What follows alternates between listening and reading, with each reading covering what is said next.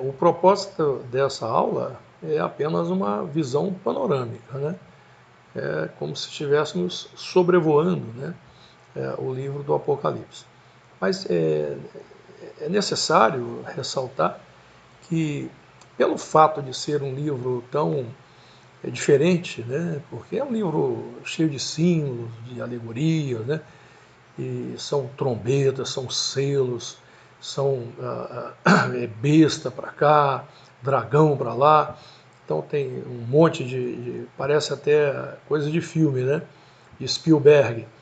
Mas, na verdade, essas coisas todas, né, fazem do Apocalipse um livro muito sofisticado, né?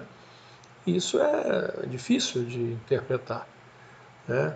É um livro cuja interpretação será muito mais plausível, né, à medida em que os acontecimentos forem verificados. Mas até nisso, né, existem divergências, porque há um grupo que entende que as coisas já podem ter acontecido, ou pelo menos em sua maioria já pode ter acontecido. Então são os métodos de interpretação do Apocalipse. Esses métodos, né, é que fazem a divergência, né? Isso é uma coisa muito interessante no cristianismo, né? Porque no cristianismo nós entendemos que a Bíblia ela tem que ser interpretada e não tomada do ponto de vista literal, né? Então o próprio Senhor Jesus, quando ele ressuscitou, ele aparece no caminho de Emaús a dois dos seus discípulos, né? Então diz a Bíblia lá no texto de Lucas, salvo engano, que ele então interpretava, explicava, né, os textos do Antigo Testamento que diziam respeito a ele, né, respeito a ele. E aí aqueles dois discípulos foram começando a entender, né, tudo o que tinha acontecido. Então a Bíblia é um livro para ser interpretado, né? É um livro para ser lido, é um livro para ser vivido, experienciado, mas temos que interpretar, né? Ou então nós estaríamos aí com um monte de caolhos e manetas, né? Mas essas interpretações acabam fazendo uma grande riqueza, né? Porque quando nós temos diferentes opiniões, né? Isso, num primeiro momento, pode criar alguma agitação, preocupação, mas depois isso acaba se tornando uma riqueza, né? E a Bíblia chega a chamar de multiforme graça e sabedoria de Deus, né? Então, enfim, as interpretações, né, elas só têm problemas, né, quando elas saem dos fundamentos, né? Mas as coisas mais relevantes, por exemplo, a volta de Jesus, né, isso aí é comum, né, em todos esses métodos, nessas linhas de interpretação. Então vamos a esses métodos, né, e aí você vai entender, né, muitas dessas nuances, né. Nós vamos falar também de uma forma muito resumida, panorâmica, né, porque não é o objetivo tratar de doutrinas aqui, mas é só uma introdução. Mas não há como não falar sobre alguns aspectos doutrinários, né, para que possamos ter a compreensão do livro do Apocalipse, ok? Então vamos lá. As linhas escatológicas mais conhecidas, né, elas são, do ponto de vista do arrebatamento da igreja, ou do rapto da igreja, né, nós temos a pré-tribulacionista, que afirma que o arrebatamento da igreja acontece antes da grande tribulação. Essa é uma linha moderna, mais ou menos 200 anos, um pouco mais. Ela foi alinhavada, né?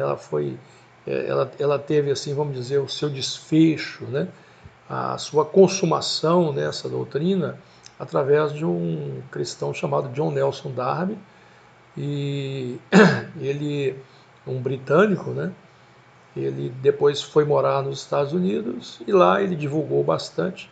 E quando o movimento pentecostal eclodiu, absorveu bastante dessa doutrina. Por isso, ela é conhecida também como uma doutrina pentecostal.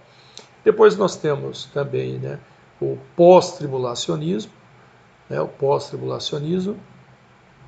O arrebatamento da igreja aconteceria, então, depois da grande tribulação. Primeiro, a igreja é arrebatada antes da grande tribulação, o pré, por isso pré. E o pós, o arrebatamento da igreja acontece depois da grande tribulação. Aqui você está vendo 3 anos e meio, né? É porque é em referência à última semana de Daniel, onde é pautado essa interpretação.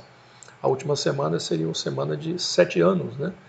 Então, essas semanas de grande tribulação, dividida ao meio, né? Alguns interpretam os primeiros 3 anos e meio como o princípio das dores, e os outros 3 anos e meio como a grande tribulação em si, né? Ou o momento mais acirrado da grande tribulação, podemos chamar assim. E por fim, o mesotribulacionista. Mesotribulacionista, meso significa meio, né? O mesotribulacionista significa que a igreja não será arrebatada nem antes e nem depois, mas no meio da grande tribulação. E que os 3 primeiros anos e meio, que são chamados princípio das dores, né? E que estes não seriam a grande tribulação em si, mas que a grande tribulação só apenas os últimos 3 anos e meio. E que a igreja, então, ela seria arrebatada no meio desses 3 anos e meio. Está compreendendo?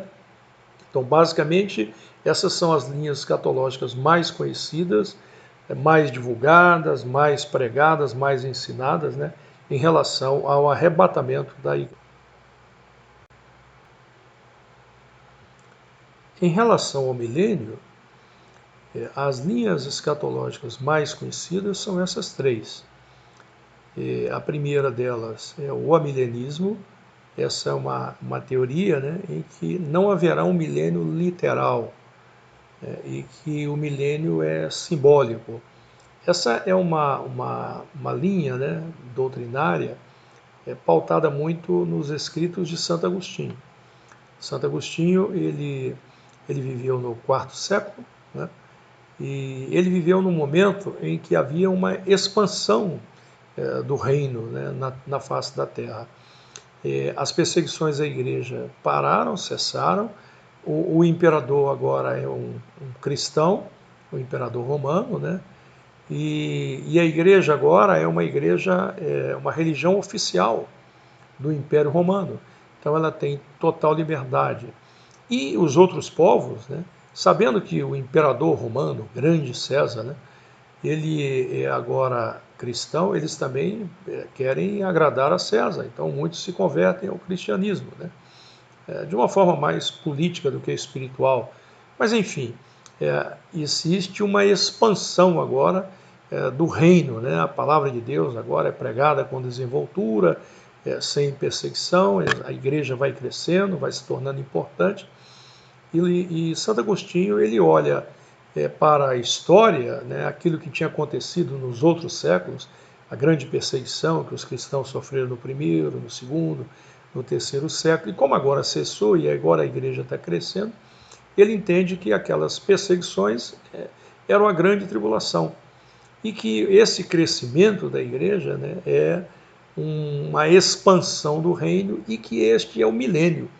E que não seria um milênio literal, não seria um milênio de 1000 anos, mas um milênio simbólico, né? Assim como a grande tribulação para ele não são 7 anos, mas um período, né? Então, Santo Agostinho é que vai dar contornos a essa doutrina, que tem seguidores até os dias de hoje, é uma doutrina importante, né? Então, o milênio é um milênio simbólico, ou seja, nós estamos vivendo o milênio. Então, para quem é adepto a essa doutrina, né? Para quem defende essa doutrina, o milênio está em vigor, né? Está em curso, e a igreja está se expandindo, né? Por fim, depois nós temos aqui o pré-milenismo, né? O pré-milenista é aquele que acredita que a grande tribulação acontece antes do milênio, né? E após a grande tribulação, o milênio se torna literal. O pré-milenista ele acredita na literalidade tanto da grande tribulação quanto do milênio, né? Para ele o milênio são 1000 anos literais, em que haverá o governo de Cristo sobre a face da terra, em que é o momento em que a oração do Pai Nosso será atendida, né? seja feita a tua vontade na terra como é feita no céu. Então isso para aqueles que acreditam assim, né? Então que haverá uma expansão do reino. Agora as cidades serão governadas por cristãos, né? Aqueles que foram arrebatados antes da grande tribulação e que voltarão com o Senhor para reinar durante 1000 anos. Enfim, aí tem toda a doutrina, é só mesmo para que haja um conhecimento, né? E por último nós temos o pós-milenista, né? Em que a grande tribulação acontece depois do milênio, né? Há uma passagem que diz que depois do milênio Satanás será solto, então haverá uma grande revolta e tudo, então enfim, e aí que se dará a grande tribulação, mas que isso é depois do milênio, né? Então nós temos o amilenismo, o milênio simbólico, nós temos o pré-milenismo, o milênio literal, né? São 1000 anos, e nós temos o pós-milenista, que tem dois tipos, né? Tem um que acha que o milênio é também simbólico, e tem o outro que acha que é literal, né? Mas que a grande tribulação acontece depois do milênio, né? Enfim, essas são as linhas escatológicas mais conhecidas em relação ao milênio.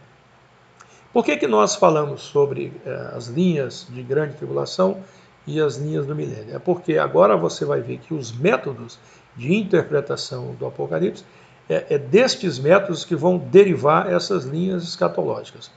Não existem apenas essas. Essas são as mais conhecidas, vamos dizer, as mais badaladas, ok? Então, nós vamos dar sequência agora e então nós vamos falar sobre as linhas, né? A primeira destas linhas é o preterismo.